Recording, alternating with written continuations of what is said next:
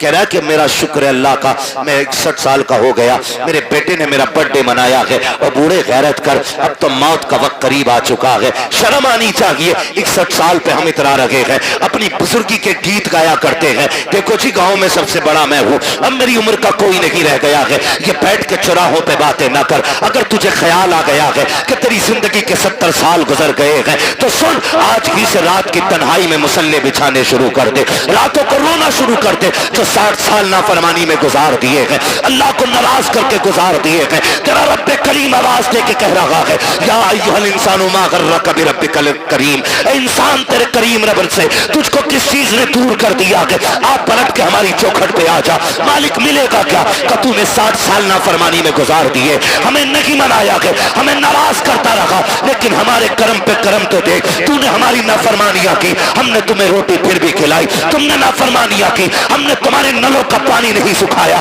तुमने नाफरमानियां की, हमने ऑक्सीजन की कमी नहीं की, तुमने नाफरमानियां की, हमने हवाओं पे पहरे नहीं लगाए, तुमने नाफरमानियां की, हमने धड़कनों पे पाबंदी नहीं लगाई, तुमने नाफरमानियां की, हमने सांसें नहीं रोकी। मालिक अब बता चाहता क्या है? हम समझौता करना चाहते हैं, बता कीमत क्या लेगा?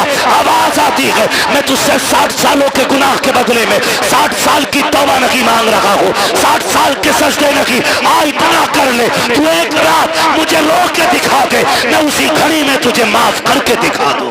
क्या बात है, सुभान अल्लाह, सुभान अल्लाह, जिंदाबाद। हम तो माइल बकरम है, कोई साइल ही नहीं, राह दिखलाए किसे रबे मंजिल ही नहीं। पानी था नहीं, जंगल में फंस गए, अल्लाह वाले थे। जब पानी नहीं मिला तयम्मुम किया, सजदे में सर रखा, कहने लगे मालिक मुझे हिदायत अता फरमा, फंस गया हूं जंगल में। अल्लाह ने रहनुमाई की अपने करम से और वो जंगल से निकल के आ गए। प्यास बड़ी शिद्दत की लगी थी, उधर असर का वक्त हो रहा था। थके तो नहीं है ना अभी आप? नहीं थके ना? कौन सा वक्त हो रहा था?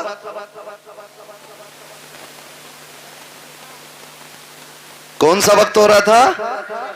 असर का वक्त हो रहा था। आए, बस्ती देखी, दिल खुश हो गया कि लगता है यहां पानी मिल जाएगा। बस्ती में गए, कुआं था, लेकिन करीब पहुंचे ना तो कुआं भी था, पानी भी था, लेकिन डोल रस्सी। डोल रस्सी सारे बोले तो मैं आगे चलूं ना, नहीं थी डोल रस्सी। परेशान हो गए। एक बच्ची खेल रही थी, उसने कहा क्या बात है बाबा जी, चेहरे से अल्लाह वाले लग रहे हो, तुम्हारे सर का मामा बता रहा है कि तुम रब के दोस्त हो, परेशान किस लिए हो? कहने लगे बेटी पानी की जरूरत थी, डोल रस्सी नहीं है। उसने कहा इतने बड़े मौलाना होकर के आप पानी नहीं निकाल पा रहे? उन्होंने कहा बेटी पानी तो निकाल लूं, मगर ये तो बता डोल रस्सी कहाँ है? बच्ची कहने लगी बाबा ठहरो, मैं पानी निकाल देती। बच्ची करीब आई, उसने कुएं में थूका, थूका जैसी पानी किनारे पे आ गया। कहने लगी बाबा वुजू कर लीजिए। हजरत ने वुजू फरमाया और वुजू करने के बाद नमाज अदा की। बच्ची अपने खेल में मसरूफ हो गई। अब आप नमाज से फारिग होके कहते हैं बेटी तुझ पे तो नमाज भी फर्ज नहीं है, 6-7 साल तेरी उम्र है, ज़कात तुझ पे फर्ज नहीं, रोजा तुझ पे फर्ज नहीं, हज तुझ पे फर्ज नहीं, नमाज तुझ पे फर्ज नहीं, कौन सी इबादत ऐसी करती है जिसकी वजह से अल्लाह ने ये तुझे कमाल अता किया है, ये कमाल अता किया। सुने बच्चों के हाथ में मोबाइल देके के सुलाने वालों, उनके हाथों में गाने बजा करके उनका वक्त जाय करने वालों।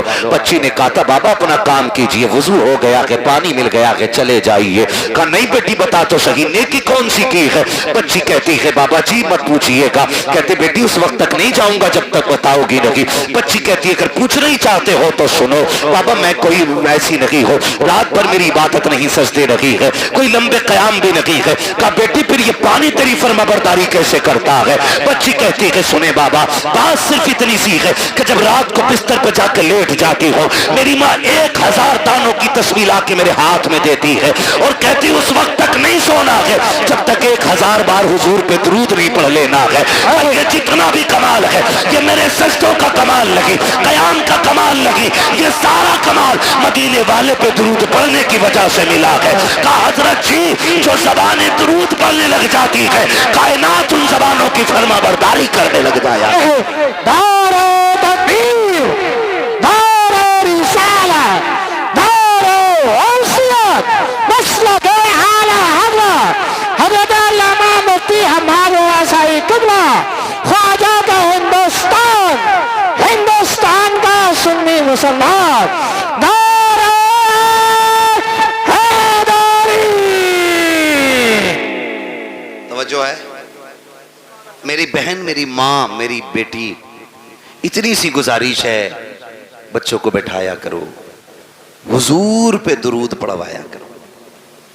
हम अपनी नस्लों को कारी साहब अगर नहीं बताएंगे कि बचपन से लेके मरने तक सबसे कामयाब वजीफा जो है हुजूर पे दुरूद पढ़ना है, तो फिर 1000 तस्वीर लटका लो, क्या बनने वाला है? दुरूद ही नहीं आता हमारे बच्चों को, आदि बनाओ। गलती तो माँ बाप करते हैं ना, माँ बाप करते हैं। स्कूल जाते हैं बच्चे, नाश्ते में देर है, टिफिन बंधा नहीं है, बच्चा लंच लेके जाएगा, माँ कहती बेटे ठहर जा, वो कहता जल्दी कर मुझे स्कूल जाना, तो माँ कहती तब तक गेम खेल, मैं तब तक नाश्ता बना देती। मेरी बहन उसी वक्त बच्चे के हाथ में 10 दानों वाली तस्वीर है कि सुन तू अपने हिस्से की पहले हुजूर पे 10 बार दुरूद पढ़ ले, मैं इतनी देर में नाश्ता बना दे रही हूं। आप जरा सोचें, रोज हमारा बच्चा 3 बार ही सही अगर हुजूर पे दुरूद पढ़ेगा, तो किसी दिन तो हुजूर कहेंगे ना कि ये दुरूद पढ़ने वाला कौन है, किसका बेटा है। जिस दिन तेरा नाम हुजूर की बारगाह में ले दिया गया, समझ लेना दुनिया में आना भी कामयाब हो गया, दुनिया से जाना भी कामयाब हो जाए। बेशक, सुभान अल्लाह, सुभान। वरना लोग तो कहते हैं मौलाना देखो हमारे लल्ला को फर फर मोबाइल चलाता, फर फर, इसे कमाल समझ रहे हैं। इंसान को अल्लाह ने फितरतन ऐसा बनाया है, अगर इसे पैदा होने के बाद किसी ऐसी जगह बंद कर दिया जाए कि जहां किसी की आवाज ना जाती हो, 50 साल का भी हो जाएगा, इसे बोलना नहीं आएगा। और अगर ये जिस माहौल में रहेगा वैसे ही हो जाएगा। मुझे बताओ, क्या अरबी लोग अपने बच्चों को पैदाइशी तौर पर ग्रामर पढ़ाते? नहीं ना। अरब में पैदा होने वाला बच्चा अरबी बोलता है, फारस में पैदा होने वाला फारसी बोलता है, अमेरिका में पैदा होने वाला अमेरिकन बोलता है, सब अपनी अपनी भाषाएं बोलते हैं। जिस माहौल में जन्म लेते माहौल में, उसी माहौल के हिसाब से गुफ्तगू किया करते हैं। अपने माहौल इतने अच्छे करा लो, इतने अच्छे माहौल बना लो ताकि हमारी नस्ल मुस्तफ़ा वाली हो जाए, हमारी जिंदगी हुजूर वाली हो जाए। मैं अक्सर कहा करता हूँ, मेरे यार भरोसा मत करो, सांसों की डोरी टूट जाती है, छतें महफूज रहती हैं, हवेली टूट जाती है। इतनी कंजूसी दुरूद पढ़ने में हम कर लिया करते हैं कि हमें मौत नहीं आनी है, अल्लाह ने ये जिंदगी दी है, उसका बहुत बड़ा एहसान है। वरना उनसे पूछो जिनको चंद सांसों पे मौत दे दी जाती है, चंद महीने बाद मर जाया करते हैं, चंद सालों की जिंदगी गुजार के चले जाते हैं। अगर उसने इतनी बड़ी जिंदगी दी है तो खास करम किया है उसने, खास एहसान किया है उसने हमारे ऊपर। आज अजीजाने मिल्लत इस्लामिया, हम जिंदगी से कितनी उम्मीदें बांधे हुए रहते हैं, कितने मामलात हमारी जिंदगी के साथ रहते हैं। खुदा की कसम खा के कहता, एक लम्हे का भरोसा नहीं है, कब किसको कहां मौत आ जाए कोई नहीं बता सकता है। सब लंबी लंबी उम्मीदें बांध के जिंदगी गुजार रहे हैं। पूछा गया था बताओ जिंदगी कितनी बड़ी है, किसी ने कहा था कि जिंदगी इतनी बड़ी है, पड़ी है तानी मगरिब पढ़ेंगे कि नहीं, फिर कहा कि अभी लंबी उम्मीद है, कहा मगरिब पड़ी है पता नहीं इशा पढ़ेंगे कि नहीं, कहा अभी लंबी उम्मीद है। फिर किसी से पूछा तुम बताओ, तो किसी ने कहा कि मैंने दाहिनी जानिब सलाम फेरा है, तो उम्मीद रखी है बाईं जानिब भी सलाम फेर सकूं। अल्लाह अकबर। फिर कहने वाले ने कहा था यह भी बड़ी उम्मीद है, हकीकत यह है कि जो सांस अंदर गई है पता नहीं बाहर आएगी कि नहीं। क्या बात है, इतनी हकीकत इंसान की है, जो सांस अंदर गई है वो बाहर आएगी कि नहीं। आज ना कारी नासिर साहब, इनकी दावत मोहब्बत पे हाजिरी हुई, मुझे बताया और ये हकीकत भी है कोई ना भी बताए तो इसी बात का सच्चाई से लेना देना है। कहा माँ बाप औलाद को भूल नहीं पा रहे। मैंने कहा ये माँ बाप होते 10 दिन नहीं, 10 साल नहीं, अगर ये 10 दहाई भी जी जाए ना, और बेटा अगर चला गया हो तो फिर औलाद को भूला नहीं जाता। माँ बाप औलाद को भूल नहीं पाते। ये बूढ़े हो जाएं, बाल सफेद हो जाएं, लेकिन कल जब भी ये किसी के बेटे की बात करेंगे, अपने बेटे का ख्याल जरूर आना है। अपने बेटे का ख्याल जरूर आना है।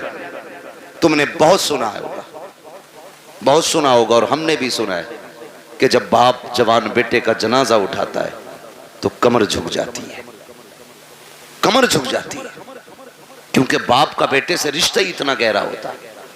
और सैयदी सरकार आला हजरत इमाम इश्क मोहब्बत इमाम अहमद रजा खान फाजिल बरेलवी अलैहि रहमत व रिजवान अल मलफूज शरीफ में ना एक वाक़या तहरीर फरमाते लोग तिजारत के लिए निकले, उसी काफिले के अंदर बाप बेटे भी जा रहे थे। कौन जा रहे थे? पैसे देख रहे हो तो उठा के ले जाओ भाई, कतई मुझे मत दो, जो देख रहे हैं उन्हें दे दो ताकि ये तकरीर सुन लें। मैं कुछ समझाना चाह रहा हूं, तवज्जो है ना? पैसे चाहिए कि तकरीर सुननी? हाँ, तो घूर घूर के ऐसे मत देखो कि ये मौलवी पे चला गया, ये उधर भी जा सकता उड़ के। तवज्जो है सारे लोगों? बाप बेटे काफिले में सफर कर रहे हैं साथ में। आला हज़रत इस वाक़े को तहरीर फरमाते हैं। उसी सफर के अंदर बाप की तबीयत खराब हो गई। बाप की तबीयत खराब हुई, हद से ज्यादा तबीयत बिगड़ी और बाप का इंतकाल हो गया। वो दौर ऐसा नहीं था कि वापस लेके आते फिर दफन करते, सुभान अल्लाह, सुभान अल्लाह। क्योंकि सफर सवारियों से होता था, ऊंटों से, घोड़ों से, खिच्चर से, गधे से, ये सारी चीजें सवारी में इस्तेमाल की जाती थी। अगर वापस लाते तो लाश खराब हो जाती। जहां इंतकाल होता लोग वहीं दफन कर देते थे। इसने भी अपने पाप को वहीं पे दफन किया और आगे सफर शुरू कर दिया। सफर करके आगे चला गया। जब कुछ दिन के बाद ये तिजारत से वापस पलटा, फिर उसी रास्ते से आ रहा था जिससे अल्लाह सलामत रख के तवज्जो से सुन रहे, जिससे गया था। रास्ते में बाप की कब्र पड़ी। दिल ने कहा फातिहा पढ़ ले, अकल ने कहा शाम हो रही है, जंगल है, जानवर हैं, अगर फातिहा के लिए रुक गए तो कोई भी जानवर फाड़ देगा। दिल ने कहा बाप है, अकल ने कहा कि जान प्यारी है, जिंदगी रहेगी फिर आके पढ़ लेना। उधर काफिला भी जा रहा है। फिर दिल ने कहा यार ये वो है जिसके जरिए दुनिया में आए थे, ये वो है जिसने सीने से लगा के पाला था, ये वो है जिसने उंगली पकड़ के चलना सिखाया था। ये दिल बोल लगा है, लेकिन अक्ल कह रही है नादानी है जान को खतरे में डालना। चल फिर कभी वक्त मिलेगा, वक्त से आएंगे, फुर्सत से आएंगे, आकर के यहाँ पे फातिहा पढ़ लेंगे। ये सोच के जैसी चंद कदम आगे बढ़े हैं, इमाम इश्क मोहब्बत फरमाते हैं अचानक पीछे से बड़ी अजीब आवाज आई। ऐसी आवाज थी जिसने इसके दिल को धड़का के रख दिया था। एक एक बाल इसके बदन का कांपने लग गया था। इसने पीछे मुड़ के देखा, कोई नहीं था, लेकिन आवाज आ रही थी। वो आवाज कैसी थी? अल्लाहू अकबर। इमाम इश्क मोहब्बत फरमाते हैं वो आवाज किसी और की नहीं बल्कि कब्र से उसके बाप की आवाज आ रही थी। उसने कहा था लख्ते जिगर नूरे नजर, अरे सुन तो सही, तू अपने बाप की कब्र से पलट के जा रहा है। तू इसलिए जा रहा है कि तेरी जान तुझे प्यारी है, इसलिए लौट के जा रहा है कि तुझे अपनी जान का खतरा है। कब्र से बाप कह रहा था ओ मेरे नूरे नजर कान खोल के सुन ले, अगर मेरी जगह तू लेटा हुआ होता और तेरी जगह मैं खड़ा होता और तेरे मेरे बीच में सिर्फ जानवरों के आने का ख्याल नहीं, मौत का खतरा नहीं, अगर कोई आग का बिस्तर बिछा देता तो बाप कहता है ए मेरे बेटे अगर कब्र पे आने के लिए आग पे चलना पड़ता तो मैं चल के आ जाता, लेकिन तुझे छोड़ के ना जाता। ये मेरा तुझसे प्यार है, आज जो तू छोड़ के जा रहा है ये तेरा मुझसे प्यार है। खुदा की कसम औलाद की सारी मोहब्बत है एक पल्ले में रखो, फिर भी बाप की एक नजर की बराबरी नहीं की जा सकती। ओहो क्या बात है। दारे तकबीर, दारे रिसालत, दारे हौसियत, अज़्मते वालिदैन। तवज्जो है, ये औलाद का प्यार है माँ बाप के सीने में। मैं नौजवानों से भी एक बात कहूं, क्या हमारे सीने में वही दर्द है? मानते हम उतना ही। मेरे भाई, पूरी दुनिया में सच्चा हमदर्द नहीं मिलेगा मां बाप के बगैर। आपके कितने भी यार हों, कितने भी दोस्त हों, लेकिन कोई यार बाप की जगह नहीं ले सकता, कोई दोस्त बाप की जगह नहीं ले सकता। इसलिए कि हम भी जानते हैं, तुम भी जानते हो, अब इस दौर में कोई घास खा के नहीं जीता है। सबकी खुराकें अच्छी हैं, ग़िज़ाएं अच्छी हैं, सबको पता है। कोई भी दोस्त होना ज्यादातर सुख के साथ ही होते हैं और दुख के साथ ही माँ बाप होते हैं। दुख के साथ ही माँ बाप होते हैं। वो एक साहब ने बताया कि बड़ा अमीर बंदा था, पैसे वाला, करोड़पति, उसके सैकड़ों दोस्त थे। जब कोई दिन ऐसा नहीं होता था जिस दिन 10-20 दोस्तों के साथ वो खाना नहीं खाता था, और खुद चल के दोस्त आया करते थे। लेकिन नविश्ते तकदीर कुछ और ही था। एक्सीडेंट हुआ और रीढ़ की हड्डी टूट गई, हाथ पैरों ने चलना बंद कर दिया, कई नसें डैमेज हो गई, हाथ पैर कब बेकार हो गए, बिस्तर पे पड़ गए। फिर जब उससे मिलने के लिए कोई गया तो उसने कहा कि मैंने दुनिया को बड़े करीब से देख लिया। कहा क्यों? कहा जब मेरे हाथ पैर चलते थे तो कोई दिन ऐसा नहीं था जिस दिन 10-20 दोस्त मुझसे मिलने नहीं आते थे, लेकिन जब से बिस्तर पे आके पड़ा हूं ना तो बीवी भी तलाक लेके चली गई। उसने भी कह दिया जब ये हाथ पैर नहीं चला सकता तो मुझे क्या खिलाएगा। का ये कह के कि मोहताज के चक्कर में कब तक पड़े रहना है, कौन इसकी गुलामी करेगा, ये कह के बीवी छोड़ के चली गई। एक दो दोस्त के अलावा कोई खैरियत के लिए भी नहीं आया। का सच बता तूने सच्चा किसे पाया? तो उसकी पाईती की जानिब माँ बैठी थी, उसने नजरें उठा के रो के कहा था, कहता जिस दिन से बिस्तर पे पड़ा हो आज तक सब छोड़ के चले गए हैं, लेकिन मेरी माँ ने मुझे नहीं छोड़ा है। एक एक लम्हे के लिए मेरी माँ मेरे साथ रहती है। का मेरे हाथ काम नहीं करते हैं लेकिन मेरी माँ अपने हाथों से खिलाती है। मैं चल नहीं पाता हूँ, मेरी जरूरतें माँ पूरी करती है। और दोस्तों के लिए माँ बाप को छोड़ने वालों, यारों के लिए माँ बाप को ठुकराने वालों, खुदा की कसम जब दुनिया साथ छोड़ जाती है तब माँ बाप आगे बढ़ के कहते हैं दुख न करना, गम न करना, तू अकेला नहीं है, हर मोड़ पे तेरे साथ तेरी माँ भी खड़ी है, तेरा बाप भी खड़ा है। सुभान अल्लाह, सुभान अल्लाह, जिंदाबाद। ये तेरे सच्चे हमदर्द होते, ये सच्चे हमदर्द होते, इनसे सच्चा मैंने किसी को नहीं। रिश्ते कितने प्यारे, खुदा की कसम अगर बात की जाए तो बड़ा वक्त लगे। बड़े गहरे रिश्ते होते, इतने गहरे रिश्ते। अगर कोई माँ से ये कहे ना मैं तुझे पूरी कायनात की दौलत दूं, अपने बेटे की एक आंख निकाल के दे दे, मां पूरी दुनिया की दौलत के बदले में बेटे की एक आंख नहीं दे सकती,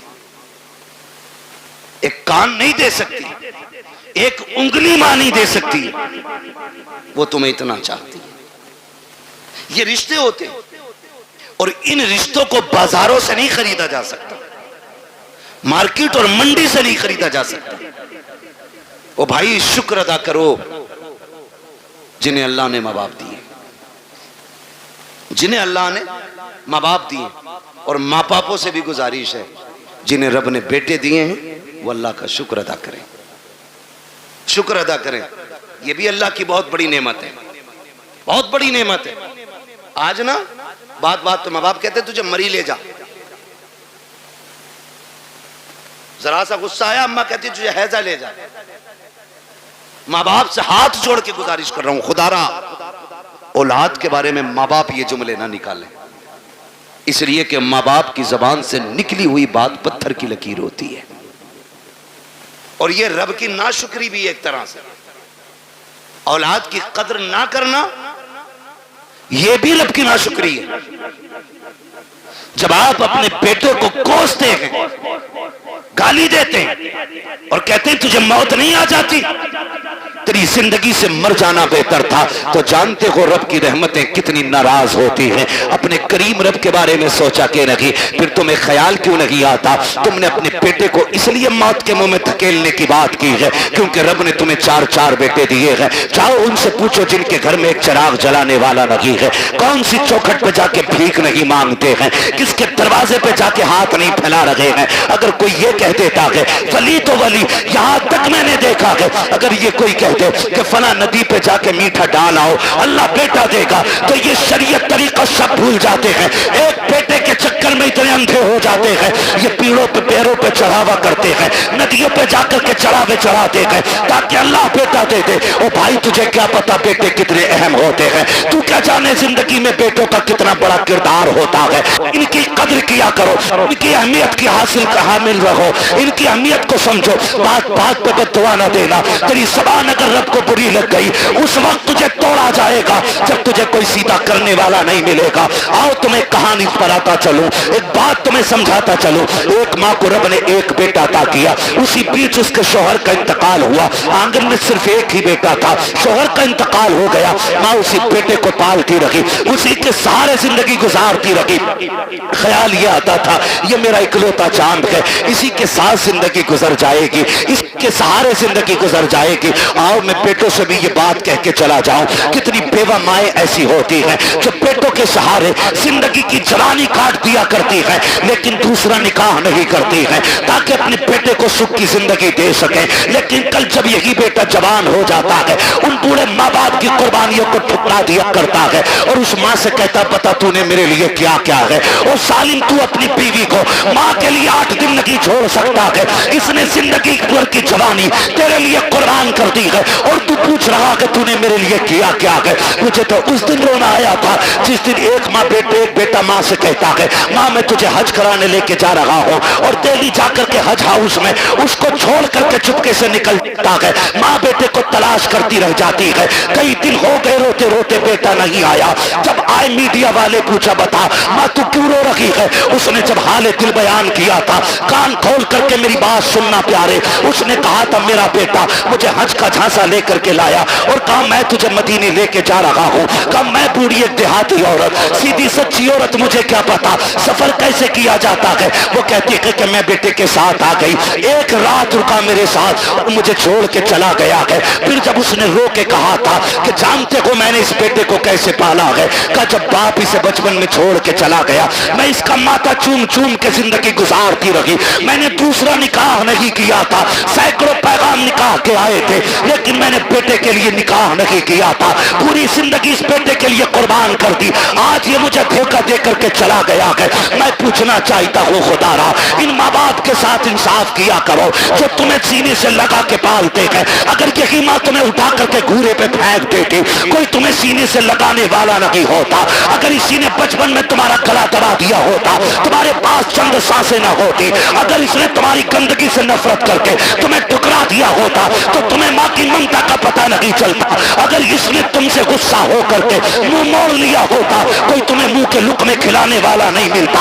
आज जो जवानी की दहलीज पे कदम रखा है ये इसी माँ की कुर्बानियों का नतीजा है, इसी बाप के रज्जगों का नतीजा है, इसी ने दर दर की खाक छानी है तो तुझे जवानी मिली है। और तुम्हें खुदा का वास्ता अगर माँ बाप तुमसे प्यार करते हैं, तुम्हें मशक्कत से पाला है, उनकी इज्जत किया करो, उनकी कदर किया करो।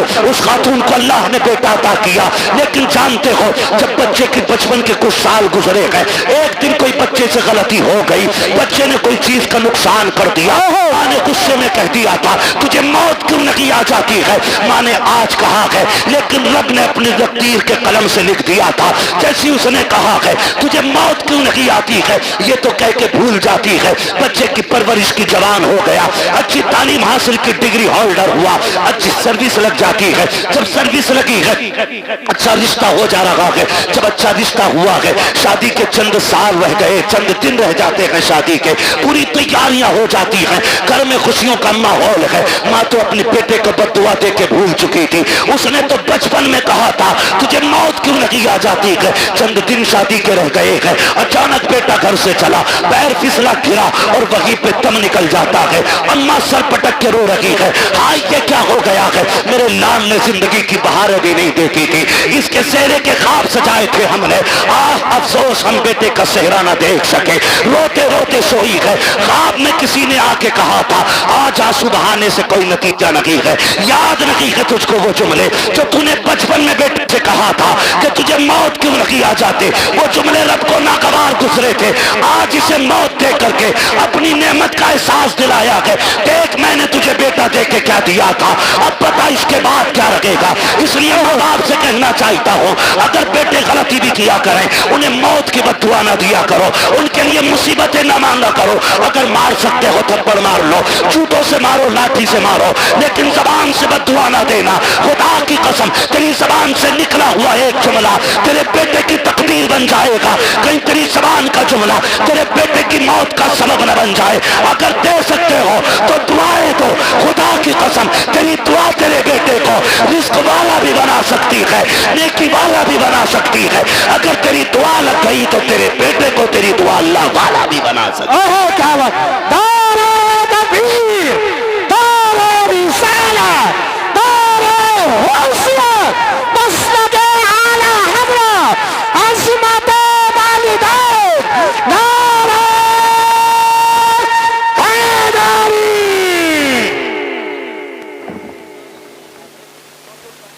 तवज्जो है सारे लोगों? चलूं आगे भी 10 मिनट बाकी है, जरा कह दे या रसूल अल्लाह। अल्लाह सारे लोगों को सलामत रखे। मैं कह रहा हूं आप बैठ के सुभान अल्लाह जोर से नहीं बोल पा रहे, देखो तो सही, खड़े भी हैं बेचारे जिनको जगह नहीं मिली है। तो कम से कम तुम बैठे हो तो कम से कम बैठने पे रब का शुक्र अदा कर लो। और अगर थक गए तो जगह छोड़ दो ताकि अच्छे लोग आके बैठ जाए। तैयार हैं? जरा बोले सुभान अल्लाह। पीछे वाले भी कहते हैं जरा या रसूल अल्लाह। बेटों से भी एक गुजारिश है, तुम जो रोड पे चलते हो ना, रोड पे थोड़ा मीटर भी देखा करो गाड़ी का। हाँ, बैठ जा मोटरसाइकिल पे, फिर देख थोड़ी रहा। और ईद के दिन तो कुछ भी नहीं देखता। शर्ट खोलेगा सारे बटन के, वो बटन के शर्ट के सारे बटन खोलेगा और यूं एक्सीलेटर लेगा।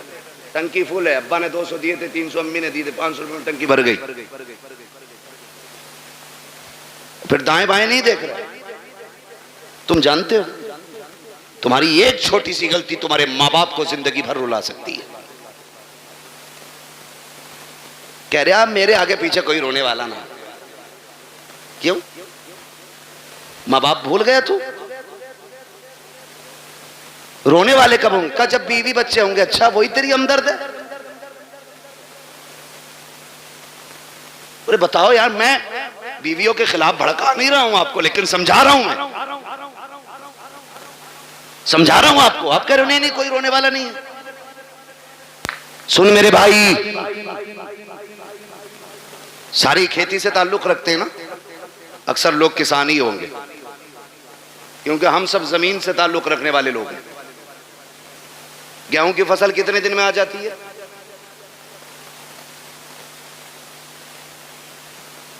6 महीने खड़ा रहेगा गेहूं। बहुत पक्के किसान लग रहे हो यार तुम। देखिए अब यहां मुझे गेहूं के बीज का प्रचार नहीं करना है। मोटी सी बात, धान अब तो 90, 60 दिन में भी आ जाते हैं ना कुछ धान, खरार वाले। साटा जिसे कहना है, कै दिन में आ जा? चाहे 61 दिन हो जाए या 65, मशहूर तो 60 सही है। ठीक है, अपने हालत से भले ही मत काटो 90 दिन। ठीक है जी। एक किसान धान लगाता है ना, धान, एक एक पेड़ को दिलो जान से पालता है। पालता है कि नहीं? देखा ना बेटे, कभी कभी हम किसी के खेत में गुजर जाएं, किसी का एक पेड़ टूट जाए तो वो लट लेके घर तक आता। तेरे लल्ला ने मेरे खेत में पैर रखा ही कैसे? और वो उसका आना गलत नहीं है, हक है उसका, मालिक है वो अपनी खेती का। आप होते कौन हो किसी का नुकसान करने वाले? और कई बार इतने ठलुए लोग होते हैं, मेड़ पे चल जाना, मेड़ पे तो धोरे के धान छोड़ते ही ना, ऐसा मारे मुट्ठी भर के सूता है ना। टूंग रहा, ये बता, तू पूरा दिन टूंगता रहे तेरा पेट भर जाएगा? जिसका नुकसान किया है वो गुनाह और उठा लिया तूने, तुझे तो कोई फायदा नहीं हुआ, अलबत्ता नुकसान। मेरे बच्चों कान खोल के सुनो बहुत गौर से। किसान एक धान लगाता है तो 60 दिन से कितनी उम्मीदें बांधता है? फसल आएगी, काटेंगे हम, झाड़ेंगे हम, फिर उससे बेच के पैसा लेंगे, पैसे से जरूरतें पूरी करेंगे, बहुत उम्मीदें लगी होती हैं। जरा सोच, अगर एक किसान 60 दिन में आने वाली फसल से इतना प्यार करता है तो बाप 25 साल में तैयार होने वाले बेटे से कितना प्यार करता होगा। खुद अंदाजा लगाइए। अगर 60 दिन में आने वाला पेड़ तुम पैर रख दो तो किसान का कलेजा निकल जाता है, जबकि अगले साल फिर 60 दिन में ये आ जाएगा।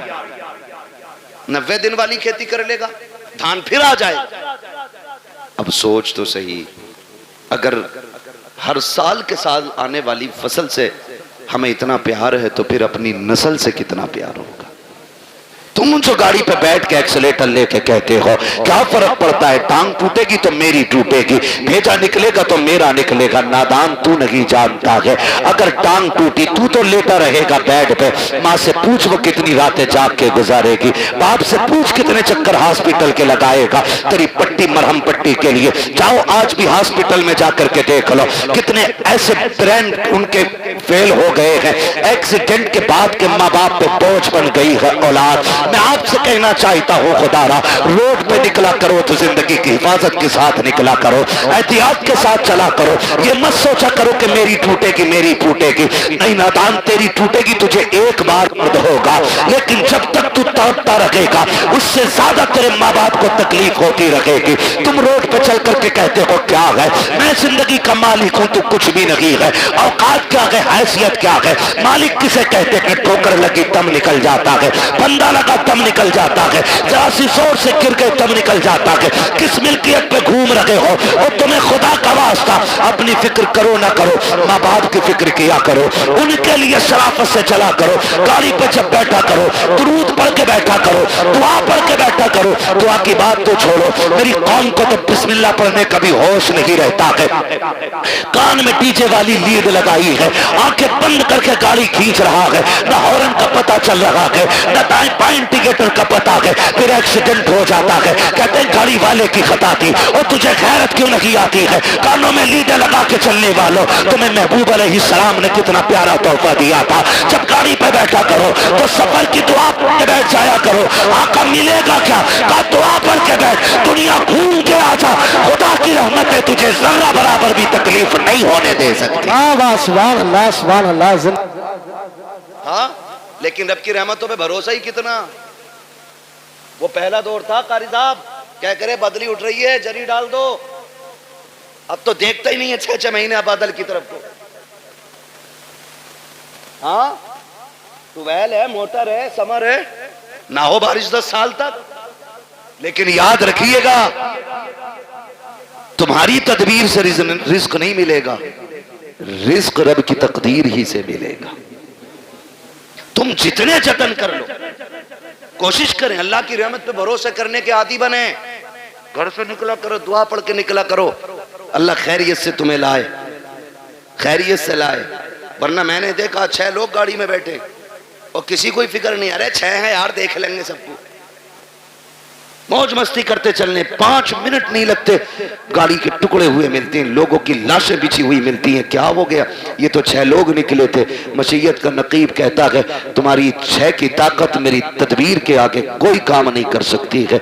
अगर मैं चाहूं एक लम्हे में मौत के बिस्तर पर लटा सकता हूं। तुम्हें अपनी ताकत पे भरोसा नहीं करना है, अपनी तदबीर पे भरोसा नहीं करना है, रब की रहमत पे भरोसा करके निकला करो, अपने रब से दुआएं मांग के निकला करो, माँ बाप को धमकी न दिया करो। बात बात में नौजवान कह देता अभी जाके मर जाऊंगा डैर में, अभी लाइट का तार पकड़ लूंगा, अभी छत पे से कूद जाऊंगा। गैरत कर, किससे बात कर रहा है? तुझे पता है कि जब तू ये जुमले बोलता है माँ बाप पे क्या गुजरा करती है? तुझे पता है जब तू धमकियां देता है तब माँ पे क्या गुजरा करती है? खुदा की कसम उन्हें दुख न दिया करो, तकलीफ न दिया करो। रब ने सांसें दी है, इनकी कदर कर लो। आखिरी सांस पे भीख मांगोगे, एक सांस नहीं दी जाएगी। जब सांसें अटकना शुरू हो जाएंगी सारी दौलत दे देना, एक दिन की मोहलत नहीं मिलेगी। आज अल्लाह ने जिंदगी दी है, इसकी कदर कर लो।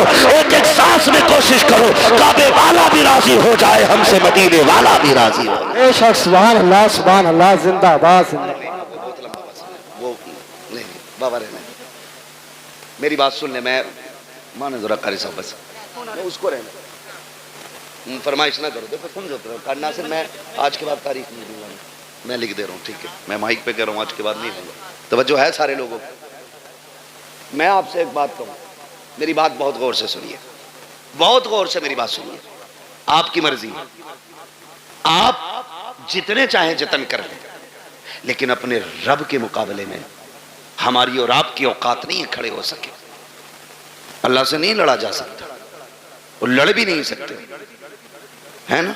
अल्लाह चाहे तो लफ्ज़ कुन से कायनात को बना सकता है और एक ही इशारे से खत्म कर सकता है, खत्म भी करेगा। मेरा वक्त तो पूरा हुआ है। कारी नासिर कह रहे फरमाइश है, फरमाइश है।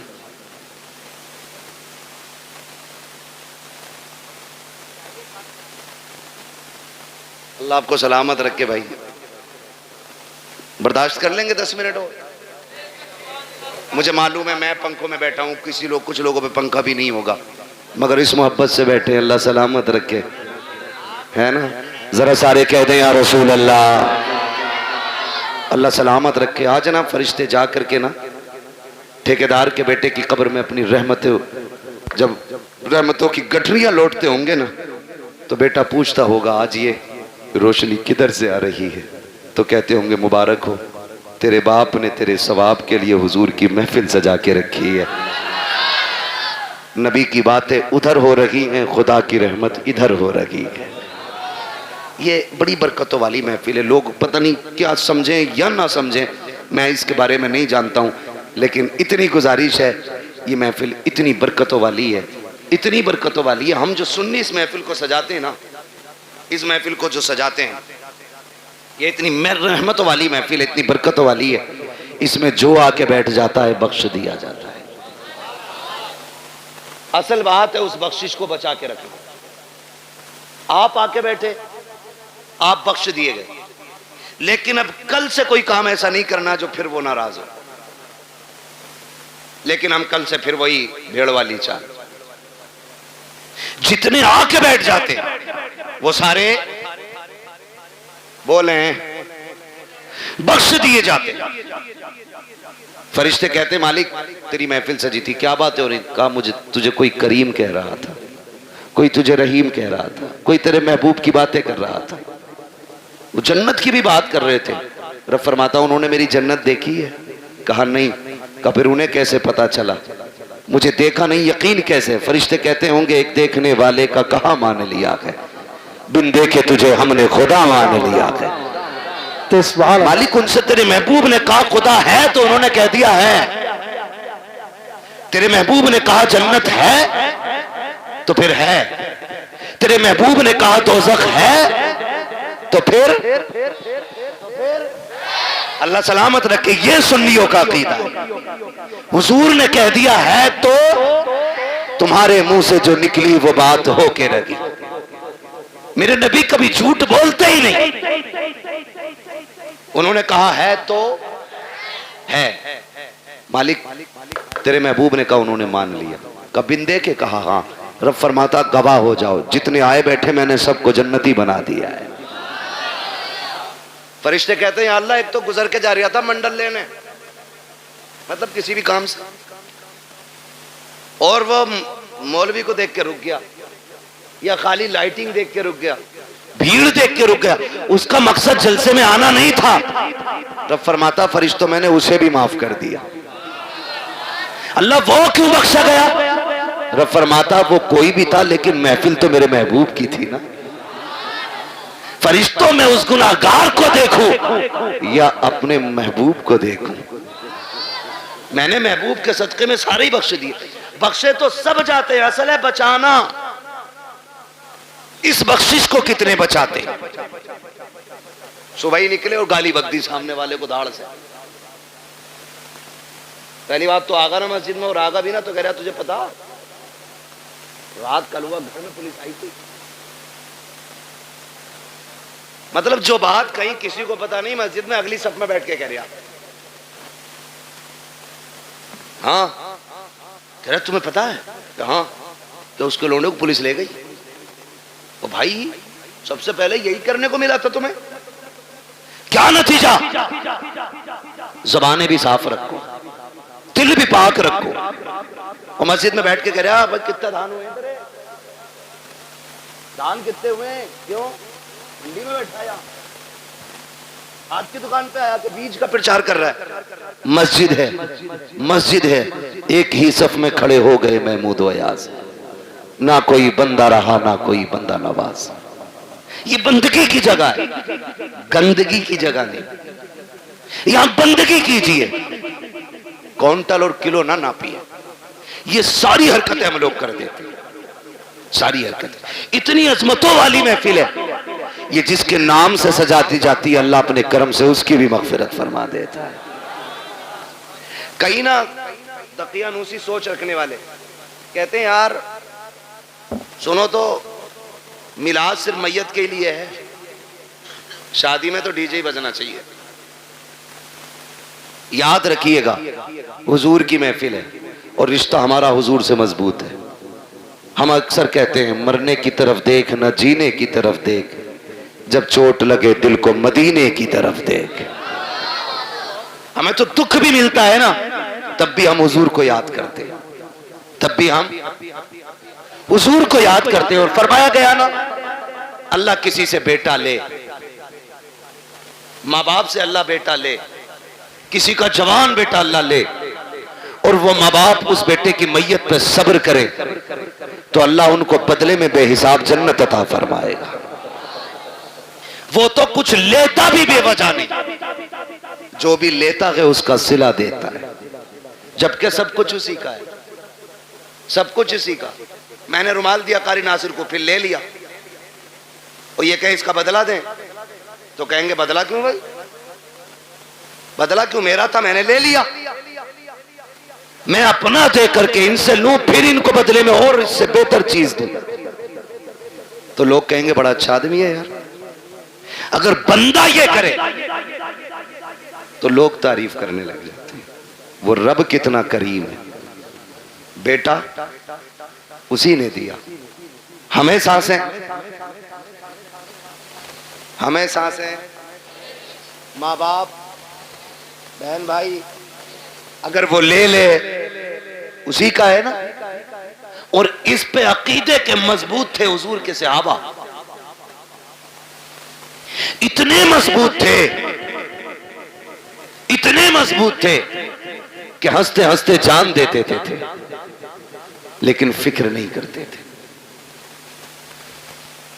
फिक्र नहीं करते थे। एक जंग हुई मुसलमानों से, कुछ मुस्लिम लोग कैदी बना लिए गए, कैदी बना लिए गए मुजाहिदीन, 3 मुजाहिदीन कैदी बने।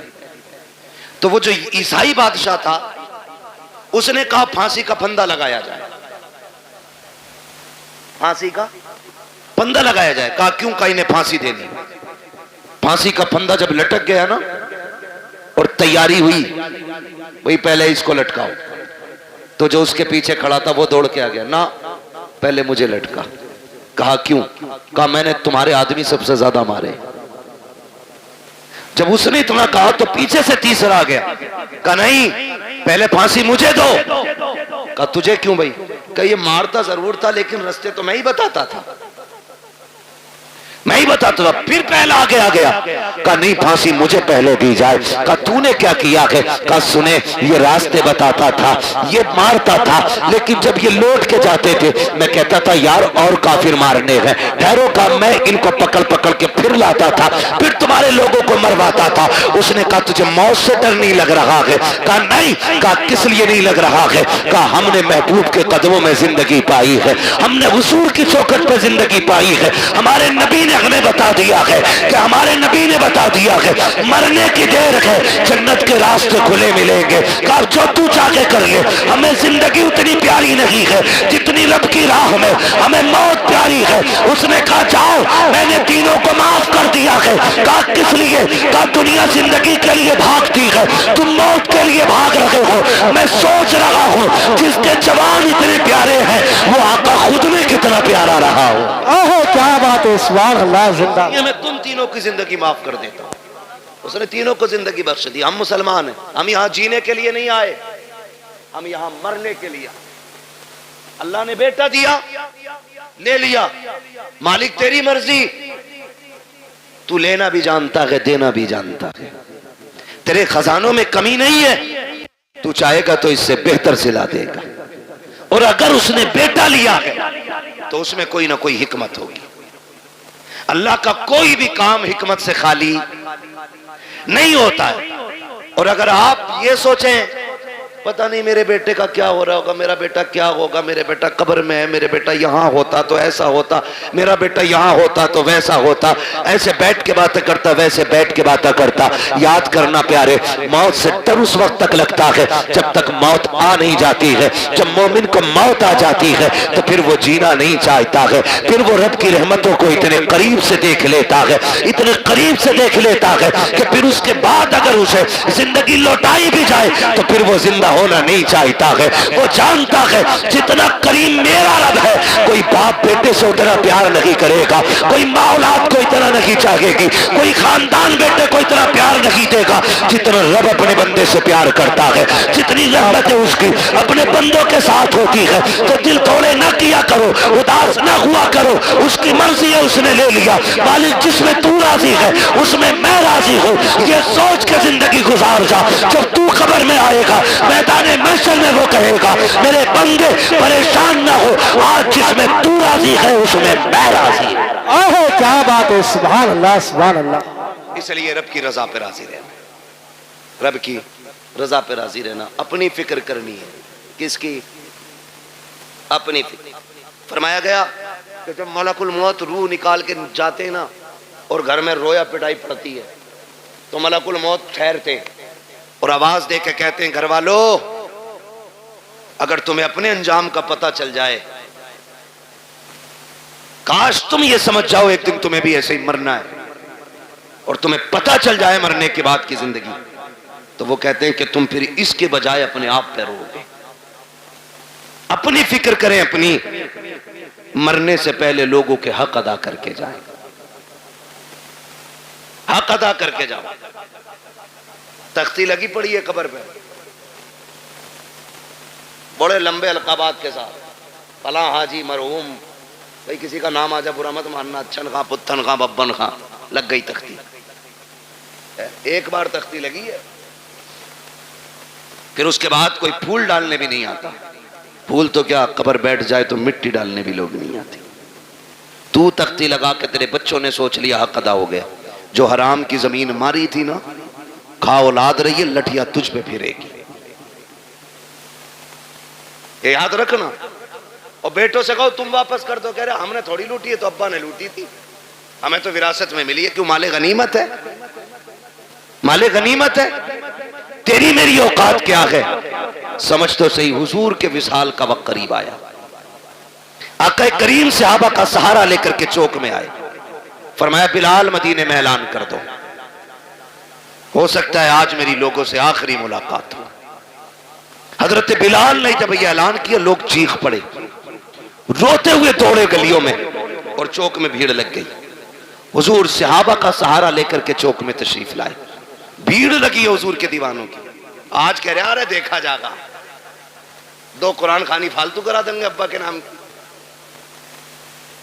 एक पतीला और ना सही, जमीन 4 लाख की पतीला बन जा रहा 4000 में। कौन दे रहा जमीन? एक पतीला फालतू बनवा देंगे। सुन, तेरी मेरी औकात क्या है? कुछ भी तो हैसियत नहीं। मेरे नबी को देख, खुदा की कसम हुजूर फरमाते हैं सहाबा, मैंने 63 साल तुम्हारे बीच में गुजारे, तुम्हारे साथ रहा हूं। बशरी तकाजे के मुताबिक अगर किसी को कोई तकलीफ हो गई हो तो आज वो बदला ले ले या माफ कर दे। मेरे ऊपर किसी का कर्जा है तो आज वो मुझसे अपना कर्जा ले ले। सहाबा की आंख में आंसू आ गए। या रसूल अल्लाह, आपसे मांगेंगे? फरमाया मैं अपने रब से इस हाल में मिलना नहीं चाहता कि मुझ पे किसी का एक सिक्का भी हो। ये कौन कह रहा है? वो कह रहे हैं जिन्होंने बैतुल मुकद्दस में सारे नबियों की इमामत की है,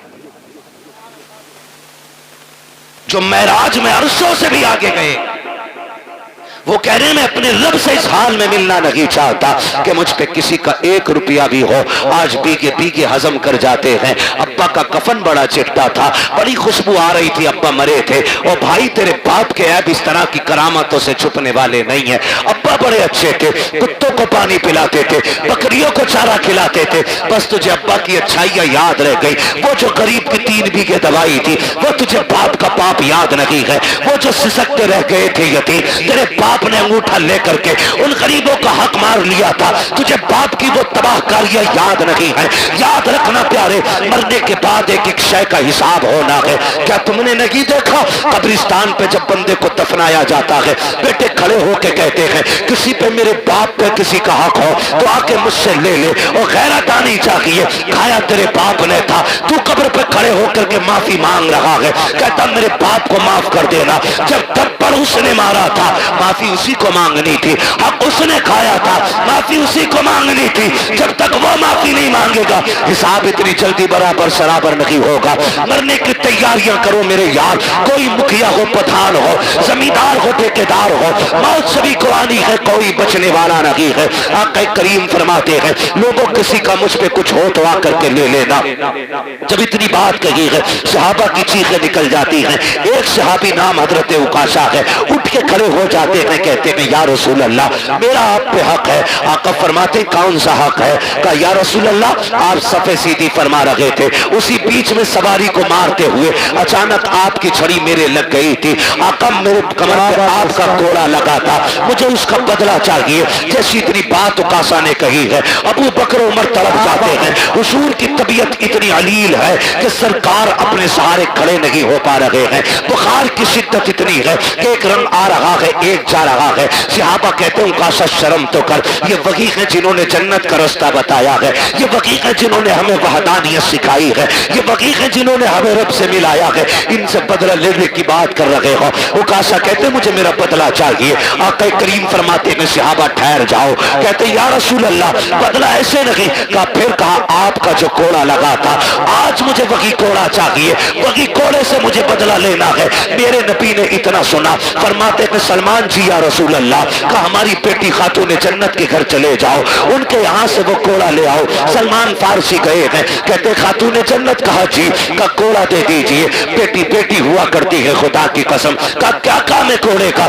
मुस्तफा ने मंगाया है। का मेरे बाप की तबीयत तो खराब है, कोड़े की जरूरत क्या पड़ गई है? का कई करीब ने आज ऐलान किया है जिसको जो बदला लेना है मुझसे ले ले। का उकाशा खड़ा हो गया है, हुजूर के हाथ से कोड़ा लगा था, आज वो बदला लेना चाहता है। खुदा की कसम खातून जन्नत ने इतना सुना है, तड़प जाती हैं और यार रब से बेटे मांगते हो, बेटियां भी मांग लिया करो, इसलिए कि बेटे जायदाद के वारिस होते हैं, बेटियां बाप के प्यार की वारिस हुआ करती हैं, बेटे जायदाद बांटा करते हैं, बेटियां बाप के दुख को बांटा करती हैं। खातून जन्नत ने इतना सुना है, आंखों में आंसू भर लाई है, कोड़ा तो उतार लिया आपने, लेकिन दोनों शहजादे लेटे हैं चटाई पे, उठाया, उठो रे बेटो, कहीं देर न हो जाए। दोनों शहजादे उठ जाते हैं, अम्मी खैर तो है, कहा जल्दी करो सोने का वक्त नहीं है, कहा बात क्या हो गई है, कहा ये कोड़े लेकर के चले जाओ, सुना है कोई उकाशा नाम के सहाबी है, नाना से तुम्हारे बदला लेना चाहते हैं, तुम्हें पता है ना हसनैन मेरे बाप कितने कमजोर है,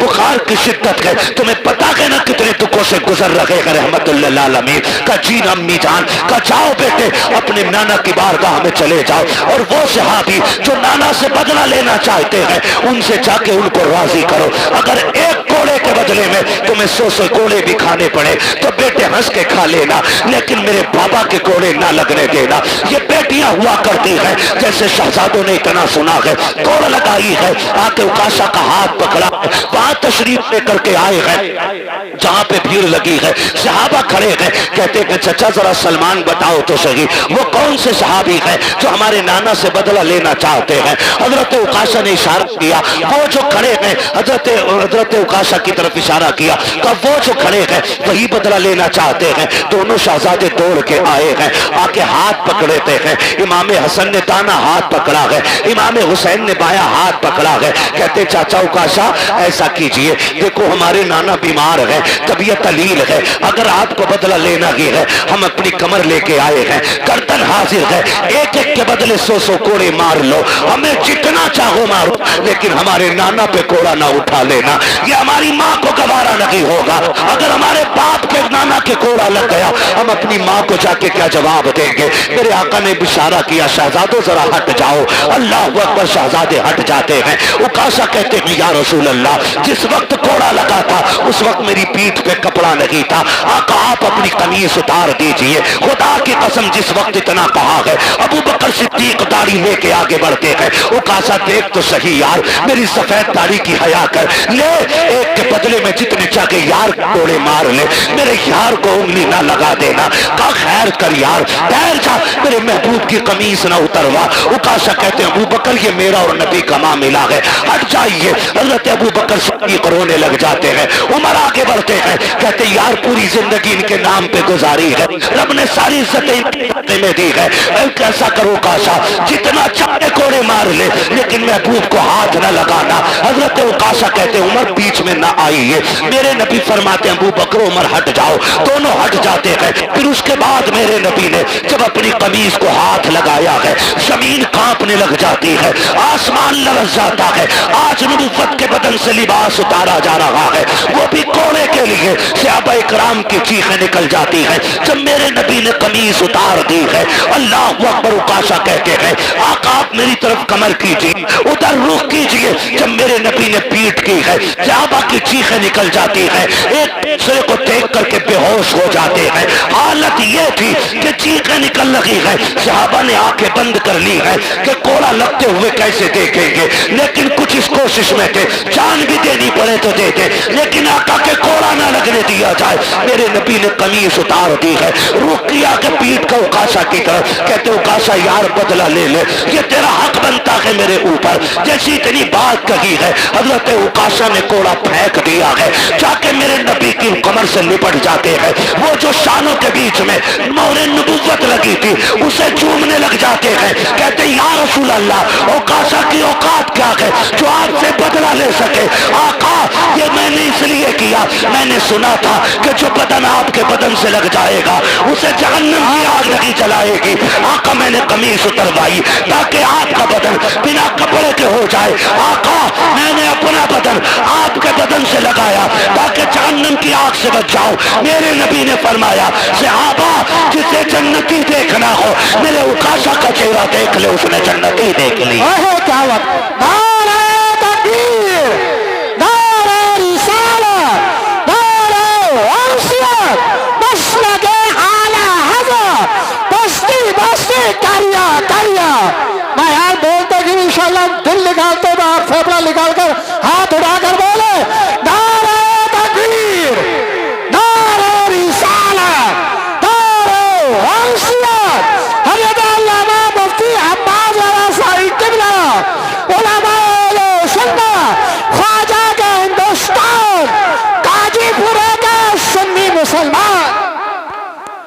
सलामत रखे आप लोगों को, अल्लाह जज़ाए खैर दे।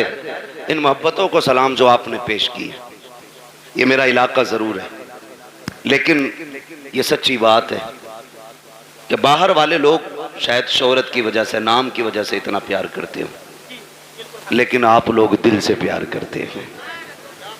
मेरे इतने करीब होने के बावजूद भी इतनी मोहब्बत है आपकी, अल्लाह आपको सलामत रखे।